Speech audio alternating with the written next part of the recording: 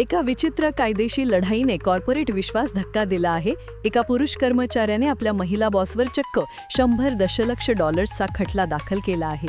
आरोप आहे की बॉसने त्याला रोज सकाळी राष्ट्रपती स्टाईलने रोमांस करण्यासाठी भाग पाडले आहे. फिर्यादी जेसन मिलरचा दावा आहे की त्याची बॉस व्हेरोनिका शार्प त्याला मॅडम प्रेसिडेंट म्हणायला लावायची. हा खटला काल न्यूयॉर्कमध्ये दाखल करण्यात आला असून मिलरला सांगण्यात आले होते की त्याची नोकरी त्याच्या देशभक्तीवर अवलंबून आहे. कायदेतज्ञ याला इतिहासातील सर्वात विचित्र चणवणुकीचे प्रकरण म्हणत आहेत. हा या बातमीचा 1 मिनिटाचा सारांश आहे. सविस्तर वृत्तासाठी हा रिपोर्ट पाहत रहा.